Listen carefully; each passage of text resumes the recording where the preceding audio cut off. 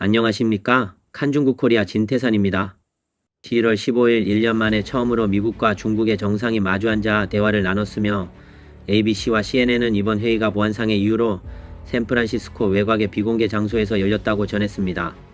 바이든과 동행한 백악관 고위 관계자에 따르면 바이든은 시진핑과 만나 몇 시간 동안 펜타닐, 대만, 군사 소통 등 관련 의제를 일일이 논의했다고 합니다. 군사적 측면에서 중국 측은 양국 군사 발전 상황을 복원하는 데 동의했고, 바이든은 이 점이 매우 중요하다. 우리는 군부 간 접촉을 재개하고 있다. 직접적으로 접촉하는 것이라고 했습니다. 양측 고위 지휘관의 적극적인 소통도 포함됐습니다. 많은 사람이 알고 있듯이 이런 연락 방식은 차단되어 있었습니다. AFP 통신은 미 관리들의 말을 인용해 바이든이 시진핑과의 회담에서 중국 측에 대만 선거 과정을 존중해달라고 요구했다고 전했으며, 정상회담 전 커비 미 백악관 대변인은 대만에 대한 미국의 태도는 여전히 변함이 없다고 밝혔습니다.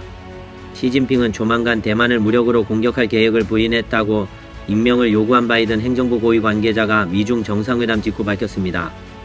이 고위 관계자는 시진핑이 중국이 2027년 또는 2035년 군사행동을 계획하고 있다는 미국의 각종 보고가 있지만 사실 그런 계획은 없다. 아무도 나에게 이런 계획을 말한 적도 없다고 말했습니다. 바이든은 중공이 신장, 티베트, 홍콩 등지에서의 인권 침해에 대해서도 우려를 제기했습니다. 회의 후 바이든과 시진핑은 저택에서 함께 산책했습니다. 저녁 무렵 바이든이 기자회견을 마치고 연단을 떠날 때 기자가 오늘 정상회담 이후에도 시진핑을 독재자로 지칭할 것이냐는 질문을 던졌습니다. 이미 마이크를 떠난 바이든은 시진핑은 독재자다.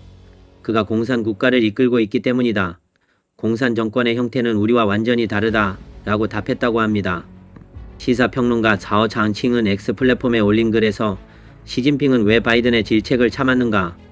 근본 원인은 중국 경제가 심각한 어려움에 닥쳐 있기 때문에 이국과의 무역에서 이익을 보기 위해 참을 수밖에 없는 것이다.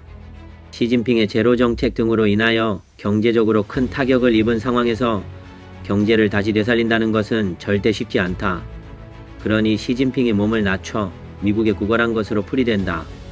일부 네티즌은 바이든과 시진핑의 회담은 시진핑이 민망하게 끝났고, 시진핑은 미국의 비위를 맞추기 위해 노력했지만 결국 독재자라는 칭호를 떼어낼 수 없었다. 또 다른 네티즌들은 너무 멀리 갔다.